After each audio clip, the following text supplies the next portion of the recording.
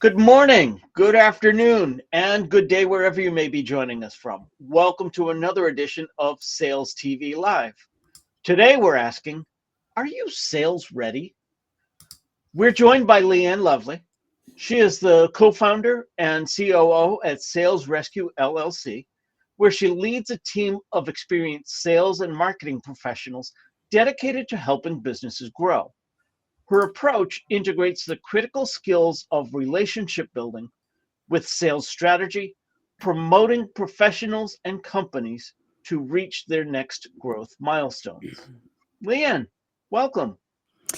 Thank you for having me, Rob. I'm so excited to be here. Excited to have you here. This is going to be a fun conversation. Leanne, let's kick it off by having you tell us a little bit more about you, your background, and what led you to where you are today. Yeah. Well, sales was not something that I thought that I would be in, actually. I sought after a career in human resources. Really, corporate human resources is where I thought I was going to be. But I find more and more frequently that people's journeys are not just a straight line. And after getting my bachelor's in business and with an emphasis in human resource management, the economy was just not going to support that career back in the 2006, 7, 8 time period. And I was looking for something different. Spent the bulk of my time, during that time period, doing consulting work in the HR realm, and eventually made my way to back to staffing and made a push to become the salesperson at a staffing company. But nobody really wants to hire an HR person to do sales. So I had to take a little veer off into actually selling makeup and cleaning products at a Sam's Club, where I was quickly plucked out of there by an owner of a company that said, "Hey, you want to come and do sales at my company?" And I was like, "Yeah, yes, I do." And that's really where I cut my teeth, at a pretty decent sized organization selling time clocks, and completely loved it. Moved on to selling staffing solutions, and eventually found my way into, and to try to keep it a little bit brief without going into a ton of details, found my way into entrepreneurship 2 years ago. Haven't looked back. Absolutely love it.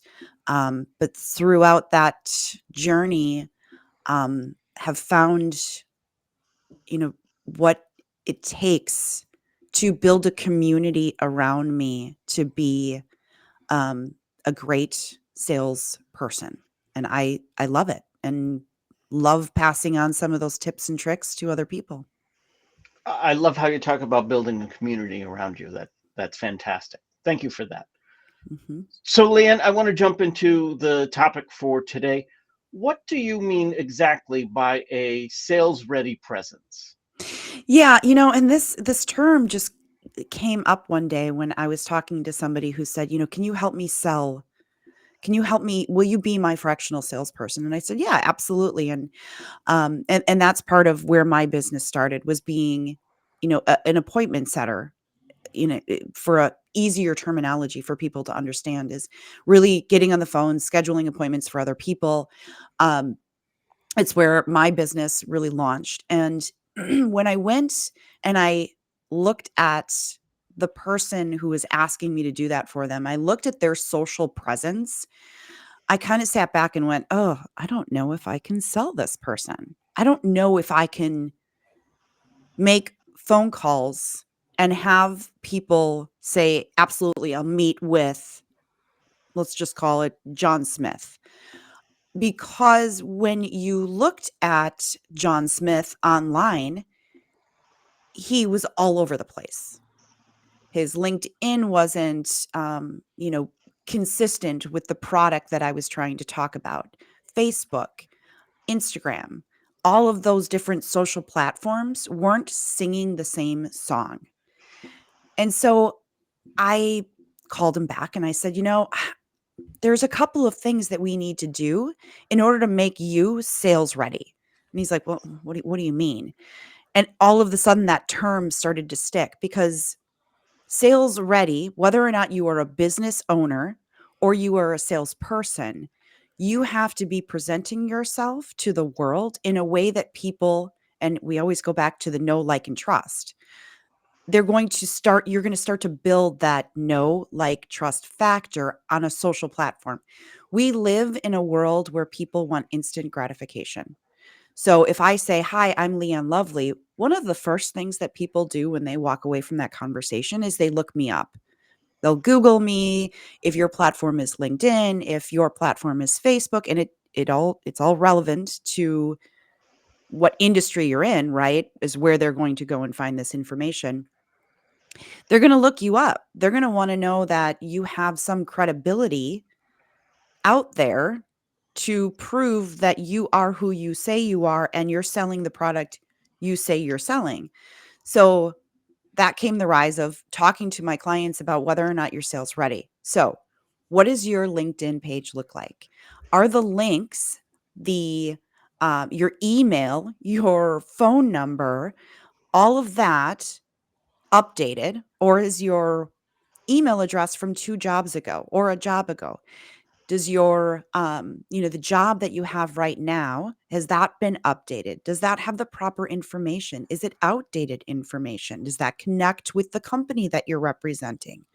Same with Facebook. If you're utilizing that for business, and it's different if you're not utilizing it for business, but TikTok, if I go to TikTok and I look at a clip, you talking about your business or how you serve your clients, but it's a dead end, it goes nowhere.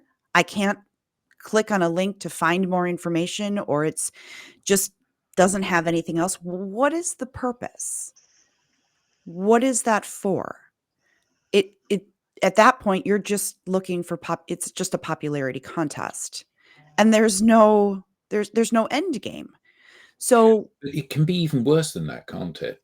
So one of the things, obviously, given what's happened today in America, and I know we're not going to talk about that, but it's really interesting, isn't it, that some people present themselves on the professional platforms or the platforms on which they believe they're visible in a way which is appropriate, and mhm. very inappropriately or very militant in their views or very obnoxious in their views about certain things on other platforms, which can be not just not connecting the dots for the viewer, but can be positively damaging. And I think one of the things that is amazing is that people, in many instances, it has the penny hasn't dropped with them, that they're accessible on every single platform. Every platform on which you have a presence, I can find you. And Mhm. if you appear to be professional, polished, kind, nice, intelligent on one platform, and then you're a nasty, spiteful individual on another platform, actually that disingenuousness can be incredibly damaging to the message you're trying to promote, can't it? Absolutely, and that's another thing, like, I talk to people about, the business presence that you're putting out there. Now, if you have one persona on LinkedIn, and then you have your personal Facebook, and I understand that people wanna have this outlet, but that's another thing, is that if you have a personal Facebook or you have a personal TikTok or whatever it might be, and you're going to go and you're gonna talk about, and I know we're not talking about this right now, Let's just say with extreme topics. extreme topics, right?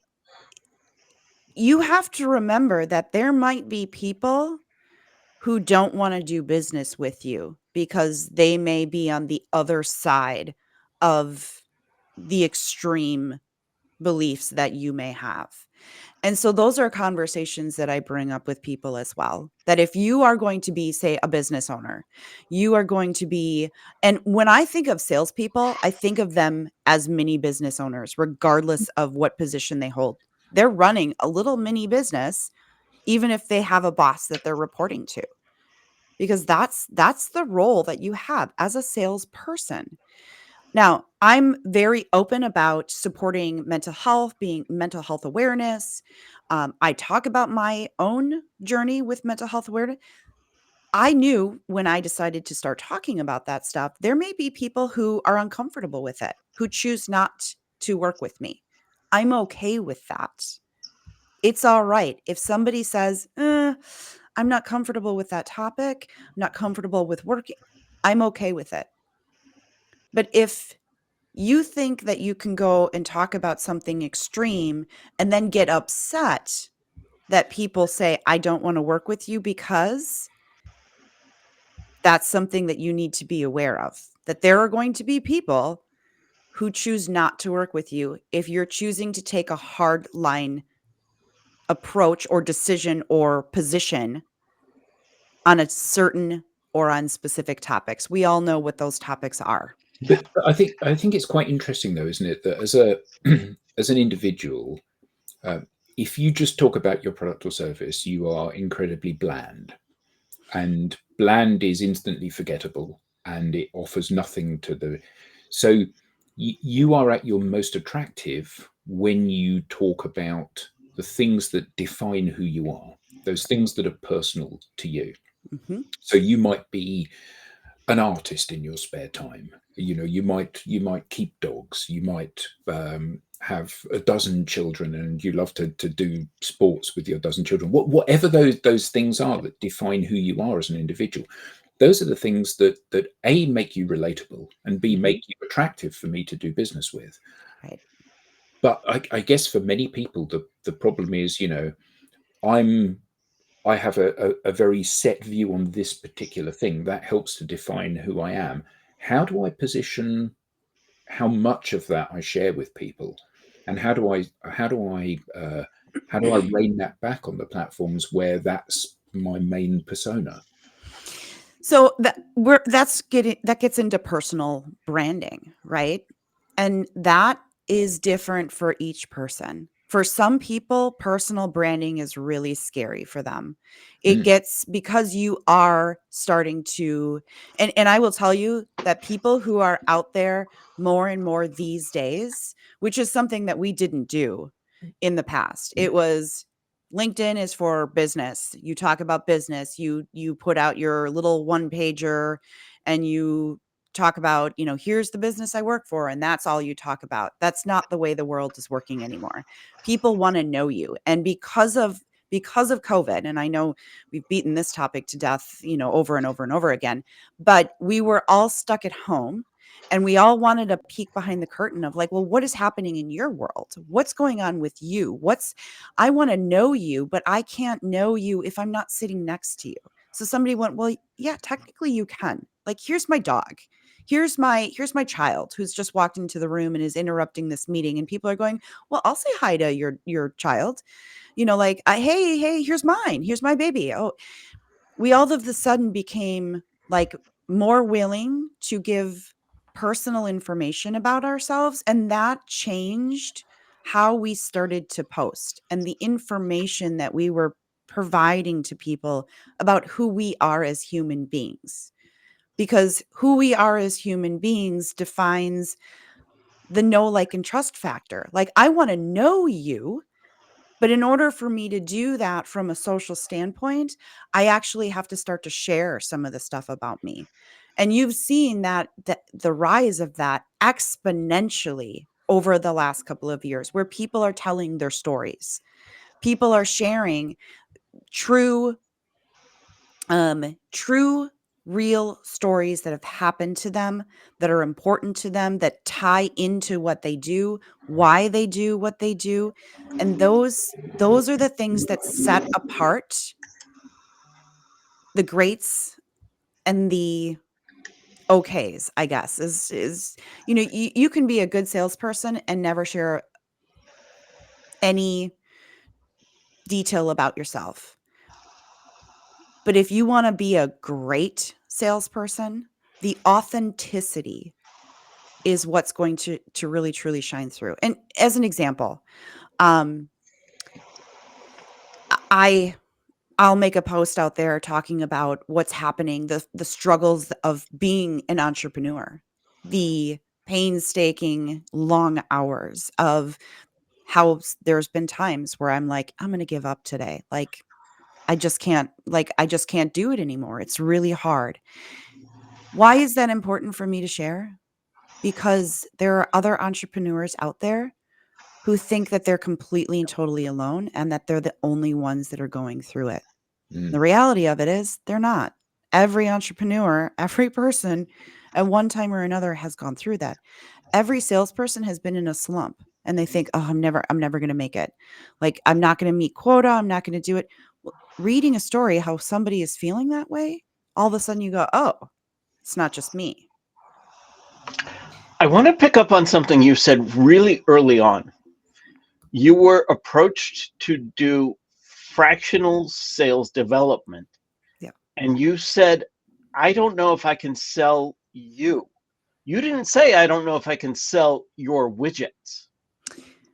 That was interesting to me. So, how can I make my digital profile look approachable and credible without being too salesy and maybe worse, too cringy? Yeah, right. And that's it. Okay. And it comes down to one, the platform, right? So, because I can't answer that as a blanket statement without understanding the platform. Each platform is different. And I help people, do a quick audit of their LinkedIn, for instance. So let's just talk about LinkedIn, because on a professional standpoint, for the majority of us, if you're a salesperson, you're probably going to be on LinkedIn. Your LinkedIn profile should not only have, like, there's an about me section, there is, you have a featured section. You should, in that about me section, it shouldn't be your company. It shouldn't be just a section on here's about me and then having it be like what your company does. I want to know who you are, not who your company is. So if I'm calling on behalf of Adam, hey, I am calling on behalf of Adam to schedule an appointment for Adam, but I'm also calling and say, this widget. So yes, I'm going to represent this widget, but I'm scheduling an appointment for Adam. You're going to be meeting with Adam. They're not going to look me up. They're going to look Adam up. They're going to look at his profile. Who is he? They're going to look really quickly. Well, why should I meet with Adam? Does he have 1 year of experience? Does he have 10 years of experience? That's when I say I can't sell you. Well, because that's who they're looking at. They're not going to immediately go to the company page. They want to know who they're meeting with. So there's different sections on there. You should be talking about yourself, and not, some people are like, well, I don't want to boast about myself. You don't boast about yourself. You put the true information about who you are. Hey, I'm Leanne Lovely. I have 20 years of experience. I have a bachelor's degree, but more importantly, I'm a human being. I have a 6-year-old child. I have a dog. I love to hang out with my child and do some art. And I enjoy singing and dancing in the rain. Not really, but understanding, the point. And when people read like, oh, she's a real human. And yes, she sells sales and marketing services. Go work with, I'd love to meet with her. I'd love to possibly, work with her because she's a human being. And then you go down and here's a feature section of, oh, okay, so here's some of the service that she does. Here's the history of her company. It shouldn't just be like everything business. Now, historically, companies were like, that's what we want. It's all business. And some industries are heavily regulated and they're going to dictate, but who are they buying? Right. So this is, in my experience, this is really scary for people. So Yes. they and I think part of that is because when you talk about your business, actually you don't have any personal investment in how you feel about that. When you talk about yourself, you do. Mhm. I'm clearly quite into the guitar. So when you say guitar's the worst instrument in the world, I go away and cry. Whereas when you say, your business selling pensions or whatever, I hate pensions, I don't cry. I just move on to the next prospect. So how do we move people from this position that people are only interested in my work and into the scary area of people need to be interested in me? It's Yes, and every salesperson is the number one struggle when you, especially as a young green salesperson, understand that not everybody's going to buy from you. Not everybody needs what you have. They're not saying, no, I don't like you. They're saying, I don't necessarily need your product. That's okay. It's totally fine. In fact, the majority of the people you talk to, especially if you're doing cold calling, and trust me, I could go on for 3 hours about cold calling. Not everybody is going to need your service, product, or widget, or whatever it is. The goal, and this is